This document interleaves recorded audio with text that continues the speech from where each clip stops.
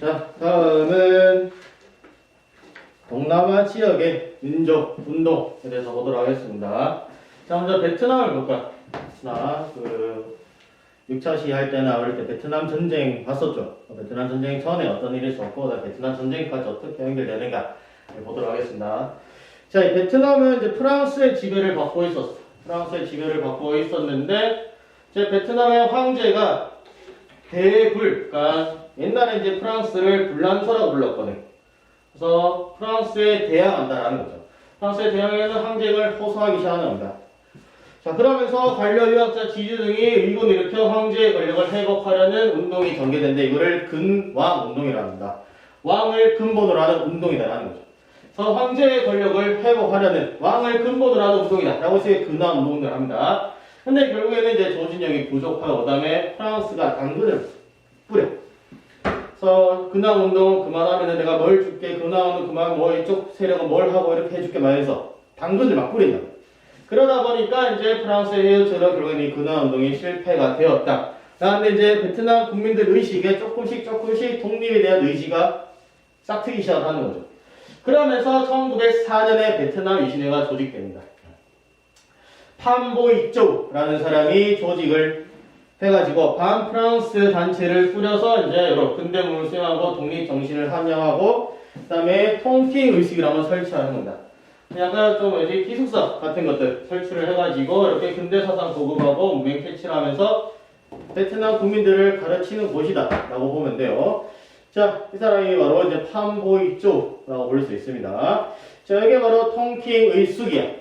통킹 의숙에서 베트남 국민들의 여러가지 근대 문물과 여러가지 사상들, 근대적인 사상들을 배웠다라고 볼 수 있는 거고. 자, 그 다음에 일어난 글이 동유운동이다. 동유운동. 메이지 유신 이후 근대에서가 일본에 유학생을 보내는다. 그래서 유학생을 보낸다. 라고 해서 유학생을 보낸다는 거예요. 그래서 동유운동에서 근대화를 이루고자 하는 운동이죠. 그래서 베트남은 조선과 다르게 일본에 뭐 딱히 킹받을 만한 일이 없어. 근데 일본이 뭘 하지? 메이지 유신에 성공해가지고 근대화해가지고 제국주의 국가로 발돋움 하자. 이런 걸 배워야 된다라는 거죠. 그래서 유학생을 보내가지고 근대화 성공한 일본의 문화를 배운 다음에 우리 베트남도 근대화에 좀 성공해보자라는 운동이 되는 거죠. 이것도 역시 아까 누가 베트남 유신회를 조직한 팜보이쪼가 주도해가지고 보내는 거죠. 그래서 이걸 동유운동이라고 하는 겁니다.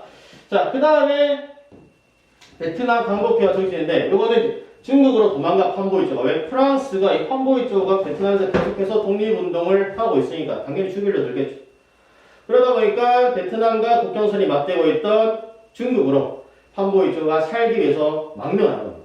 그래서 망명했던 팜보이쪼가 신해혁명의 성공의 영향을 받아가지고 신해혁명이 뭐지? 순원이 성공한 순원이 그래서 잠시나마 성공해가지고 공화정을 꾸린 그치만은 뒤에 리안스카이가 황제 제재 운동을 하면서 이게 숲으로 돌아가겠다. 돌아가는데 그 전에 잠시 성공했던 그 신의 영향, 이 신의 영향에 잠시의 성공의 영향을 받아가지고 광주에서 조직을 해서 무장투쟁을 주장을 하고 그 다음에 공화정 수립을 주장을 하게 되는 거죠. 이게 바로 베트남 광복회입니다. 약간 우리나라에 뭐 한국 광복회, 한국 광복군, 임시정부 뭐 이런 거다라고 생각하면 되는 거죠.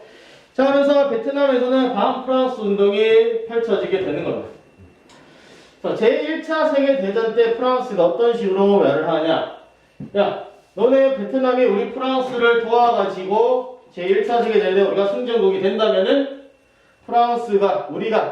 우리 프랑스가 너네 독립시켜줄게 라고 했던 거야. 마치 뭐처럼? 영국이 인도한테 독립을 약속했던 것처럼. 근데 영국이 말을 바꾸잖아. 역시 프랑스도 마찬가지로 말을 바꾸는 거야.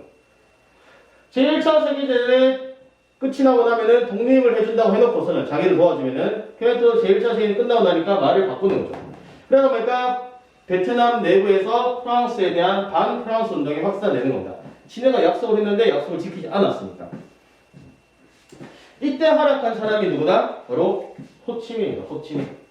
호치민이라고 부르기도 하고 호찌민이라고 부르기도 하고, 자, 이 사람은 모스크바, 러시아 혁명이 성공하고 난 다음에 모스크바 레닌 국제학교에서 사회주의와 공산주의를 배운 사람이란 말이에요. 자, 이 사람이 사회주의와 공산주의를 배운 걸 가지고 이제 베트남으로 기구를 합니다. 기구를 해가지고 베트남 내에서 공산주의 단체인 청년혁명 동지회를 결성을 하는 거죠. 그러면서 사회주의, 공산주의를 가지고 민족운동을 주도하기 시작합니다.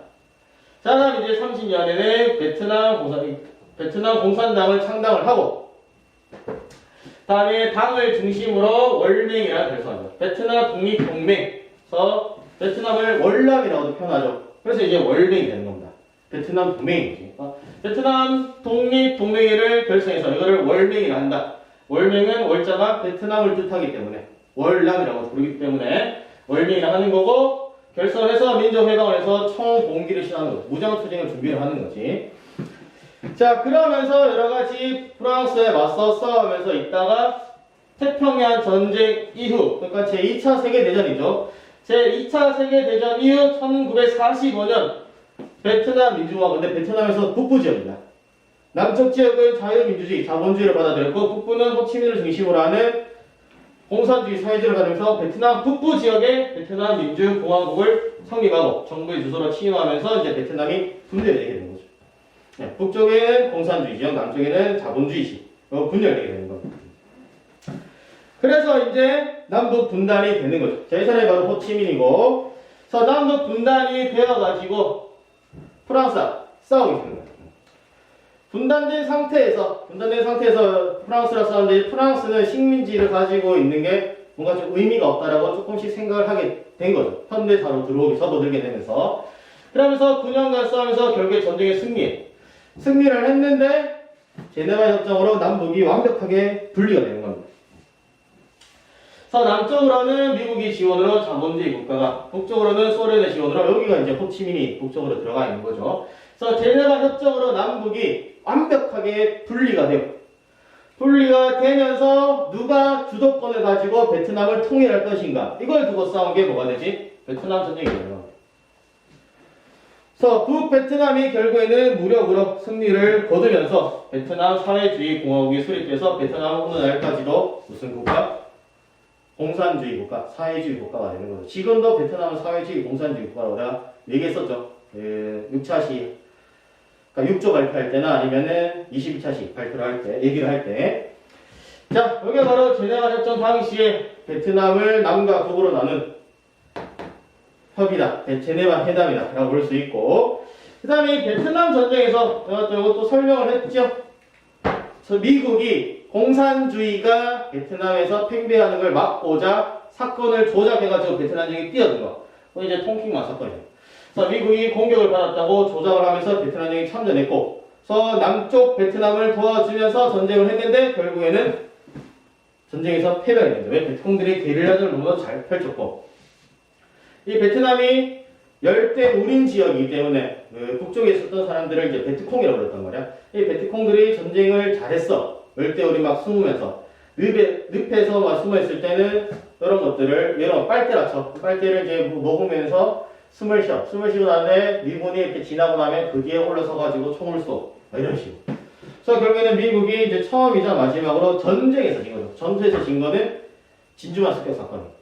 일본이 진주만 습격해서 전투에 졌지만 결국엔 전쟁이 이겼잖아. 태평양 전쟁에. 근데 이건 아예 전쟁에서 집니다. 그래서 미국을 물리친 뭐 대단한 나라라고 볼 수 있죠. 베트남이 어떻게 보면은. 자, 그렇고 베트남 전쟁은 어떤 식으로 진행이 되느냐? 이런 식으로 진행해서 이런 늪 같은 거 미군이 지나가는데 뭐 이 사진에 나타나 있지만은 뒤에 같은 데 보면은 이제 베트콩들이 숨어가지고 미군을 쏘는 모습이 있고, 미군이 이제 열대우림에서 베트콩들이 활약하는 게 킹받잖아. 킹받이 어떻게 한다? 고엽제를 뿌립니다. 이 고엽제가 오면 식물을 녹이는 농약 같은 거. 식물을 녹이는 농약 같은 건데 이거를 뿌리면서 이제 밀린 물 다 파괴하고 베트콩들이 여기서 활약하지 못하게 하려고 했어. 근데 이게 생각보다 효과도 미비했고 오히려 아군들한테 피해가 많았던 거지. 특히 이 고엽제를 뿌릴 때 뭐 어떻게 사람이 직접 손으로 못 뿌리고 기계로 하다 보니까 안에 우리 아군이 있어. 미군이나 아니면 한국군이 막 있는데도 불구하고 고엽제 그냥 뿌리고 지나가는 거야. 미군에게. 그러다 보니까 이 고엽제에 의해서 영향을 받아가지고 오늘날까지도 굉장히 고통 속에 살고 있는 그 베트남 참전군들이 아직 한국 사회에 있습니다. 어르신분들 중에서. 식물을 녹이는 그 농약을 사람이 뒤집어 썼으니까 얼마나 독하겠어. 그래서 이제 이런 고엽제 피해자 모임들 이렇게 있다라고 보면 되고, 자 다음은 태국입니다. 태국 지역에는 라마 4세라는 사람 때 이제 영국과 불평등 조약을 맺습니다. 그래서 바이링 조약 같은 걸 맺고 마치 중국의 난징 조약 같은 거죠. 아편 전쟁 이후에 중국이 이제 최초의 근대적 조약이자 최초의 불평등 조약을 난징 조약으로 맺잖아. 아편 전쟁 이후에. 이 태국도 마찬가지로 바이링 조약 통해가지고 최초의 근대적, 그 다음에 최초의 불평등 조약을 맺습니다. 이 바이링 조약 이후부터 이제 각국의 나라들과 세계 열강들, 그러니까 제국주의 열강들과 조약을 이런 식으로 체결을 하면서 여러 가지로 한마디로 이제 삥 뜯기는 거예요. 삥 뜯기인데 태국이 좀 잘했던 게 삥 뜯기는 와중에서도 그 나라들의 그 문화 같은 걸 적극적으로 배우려고 했단 말이에요. 그러니까 서양 애들이 딱 봤을 때 중국 애들은 끝까지 계획이고, 그다음에 다른 지역도 뭐 끝까지 계획인데 태국 애들은 적극적으로 우리를 받아들이네. 약간 좀 온화하게 되는 거죠. 태국 사람들은. 그래서 여러 국제 서양안을 고무관으로 초빙하고 서양 문물을 적극적으로 태국이 받아들이는 겁니다. 받아들이게 되었고, 그래서 그러면서 말레이 반도 캄보디아에 대한 태국의 종주권을 또 포기를 해줘. 그러니까 태국이 가지고 있던 땅을 영국과 프랑스한테 막 주고 이런 거. 그러니까 이제 서양 애들이 좀 태국을 얼마나 이쁘게 보겠어. 자, 이쁘게 본 와중에 이제 이 서양의 문물을 받아가지고 국내 개혁을 이런 식으로 시도합니다. 노역 특수하고 뭐 영어 교육하고 과학 기능 군대 조직 뭐 다 이제 근대화하면 할 수 있는 모든 것들을 다 시행했다. 이 정도 이제 얘기 안 해도 알죠, 여러분들. 이렇게 보면 되고. 자, 이런 태국의 근대화, 영국과 최초의 불평등 조약을 맺었지만은 그거를 오히려 기회 삼아가지고 근대화에 성공한 사람이 라마 4세다. 태국 말로는 이제 몽굿이라고 부른다. 이름이 몽굿이다라고 보면 되고, 그 다음에 뒤에 등장하는 왕이 라마 5세입니다. 라마 5세는 쫄랑롱권이라고 해요. 쫄랑롱권이라고 부르고, 이제 개혁 정책 역시 자신의 전대왕과 마찬가지로 여러 가지 제약을 하는 거죠. 그래서 노예제도 폐지하고 강제무역 폐지 엄청나게 많아. 우편제도 개선, 교육제도, 행정제도 개선, 철도, 건설 이런 등등. 병원과 학교 설립도 다 서양식으로 만들고. 이렇게 하는 거죠. 자, 그러면서 또 프랑스한테 라오스를 줘. 라오스의 종주권을 포기하지만은 뭘 한다? 프랑스와 영국 중간에 딱 끼면서 독립군을 지위를 유지할 수 있었고, 또 제국지 열강들도 태국이 생각보다 자신들한테 우호적이니까 굳이 무리해서 들어갈 필요가 없게 되는 거죠. 다른 나라들은 굳이 무리해서 들어가야지만은 저항을 그만할 수 있는데 계속 저항을 했으니까 다른 나라들은. 근데 이 태국은 저항을 하지 않고 우호적으로 받아들이고 문물을 마구잡이로 흡수한단 말이에요. 그럼 얘들을 굳이 무리하게 들어가가지고 전쟁을 할 필요가 없게 되는 거죠. 그래서 이런 외교 정책, 그래서 영국과 프랑스 세력의 완충지라는 지리적 이점을 가지고 이 태국이 독립군의 지위를 유지할 수 있었고, 다음에 나중에는 쿠데타가 일어나가지고 입헌군주제가 도입되기도 합니다. 사실 입헌군주제가 도입되기도 하면서 이제 국호를 타이로 했다.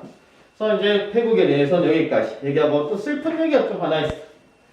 방금 이제 사진으로 봤던 것들인데, 이 라마 5세 때 노예제가 폐지된 사건의 계기가 있습니다.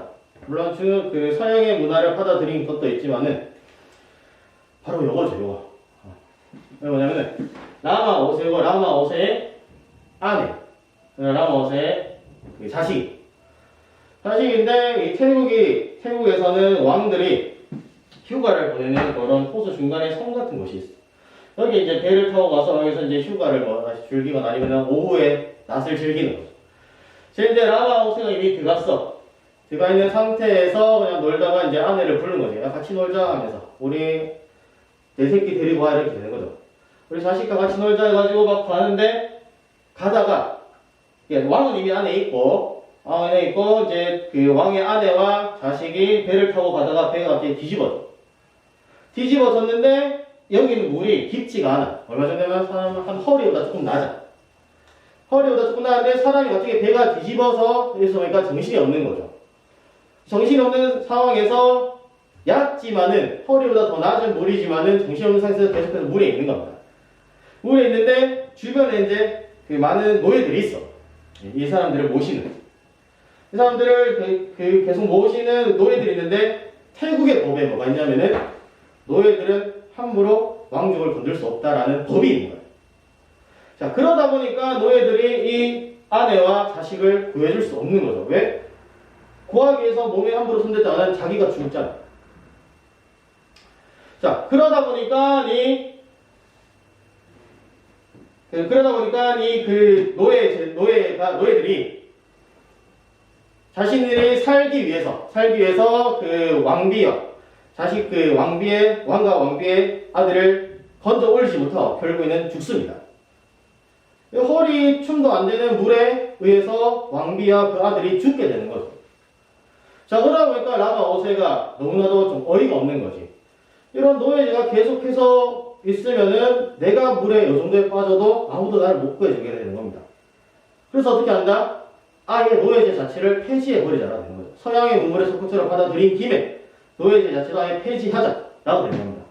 그래서 이 노예제는 굉장히 좀 슬픈 역사를 가진 그런 폐지가 되는 거죠. 태국 내에서는. 자, 다음은 마지막이 아니구나. 네, 두 번째 마지막이죠. 어떻게 보면 필리핀의 민족입니다. 필리핀에서는 미국과 스페인의 전쟁 이후에 스페인한테 지배를 받다가 미국 전쟁 이후에 미국한테 지배를 받아. 그래서 처음에는 스페인의 지배를 받다가 미국과 스페인의 전쟁 이후에 미국 지배를 받는 거죠. 그래서 필리핀이 공용어로 영어를 지금 쓰고 있는 거지. 자, 그러면서 처음에는 미국한테 넘어가기 전에 누가? 호세 리사라는 사람이 반에스파냐 운동을 벌인다. 이 사람이에요. 그래서 필리핀의 독립을 위해서 스페인과 맞서 싸워야겠다라고 했던 사람. 이 사람이 호세 리사리고, 그 다음에 미국으로 넘어갔잖아. 미국으로 넘어가기 전에 이제 에스파냐에 또 대항했던 사람이 아기날도야. 그래서 아기날도가 에스파냐에 대항을 했단 말이지. 에스파냐에 대항을 하고 있는데, 근데 미국과 에스파냐 전쟁에서 필리핀의 독립을 약속했던 미국을 지원합니다. 자, 이 전쟁 때 미국이 이렇게 얘기하는 거지. 아기날도한테. 야, 필리핀 너네가 이 카티푸난 조직이 우리 미국을 도와준다면은 필리핀 너네 독립시켜 주겠다는 거죠. 그래서 필리핀 공화국을 선포를 하면서 이제 미국한테 도움을 주면서 이제 독립이 되겠구나. 미국이 승리했으니까. 했는데 이제 미국이 배신하는 거죠. 그러니까 이제 또 그 필리핀 내에서 반미 항쟁이 펼쳐지게 되었고, 그다음에 독립이 전개되는데 이제 미국은 이제 식민지에 대한 그런 욕심이 없어. 자기 땅들이 워낙 좋기 때문에. 그래서 이제 곧바로 이제 자치권을 허용하면서 이제 필리핀이 나중에 독립이 되고 지금처럼 필리핀으로 국가로서 남을 수 있는 거죠. 자, 이 사람이 바로 아기날도. 미국을 처음에 지원했다가 반에스파냐 운동거리에서 미국을 지원했다가 미국의 배신으로 킹받았지만은 미국이 필리핀에서 막 억압하거나 그러지 않았기 때문에 결국에는 자치권을 허용이 되었다라고 보는 거죠. 자, 다음은 진짜 마지막이죠. 인도네시아는 네덜란드의 지도를 받았어. 네덜란드의 지도를 받다가 지식인을 중심으로 인도의 최초의 민족단체인 푸디 우토모 이렇게 만들어지고 하는데 문화운동에 치중하다가 결국에 해체되는 거죠. 뭔가 민족의식 고취시켜 뭐뭐 하려 했는데 너무나도 독립운동이 아니라 문화운동에만 치중했단 말이에요. 그래서 결국에 해체가 되고 나중에 이제 이슬람 동맹회의가 만들어지고, 자, 그러다가 스카르노라는 사람, 이거는 사람이래요. 스카르노가 국민당을 조직하면서 인도네시아 독립을 선포를 해. 자, 1945년 일본 패망 후 인도네시아 독립을 선포하면서 이제 대통령의 스카르노가 취임을 하게 되고 인도네시아가 주권을 회복할 수 있게 되는 거죠. 자, 이 사람이 바로 스카르노다라고 볼 수 있습니다. 이 사람이. 자, 이제 대통령이 된 다음에 얼굴 좋아 보이죠? 아까 조금 다르지? 이 사람이 이제 스카르노다라고 볼 수 있는 겁니다. 자, 그래서 15차 시는 여기까지. 총 동영상이 3개가 나눠서 올라갈 때 열심히 공부를 하고, 그 다음에 시험 범위에 대해서는 내가 텍스트를 올릴 겁니다. 각 반에 공지를 할 테니까 그거 보고 열심히 공부할 수 있도록 하세요. 힘을 화이팅!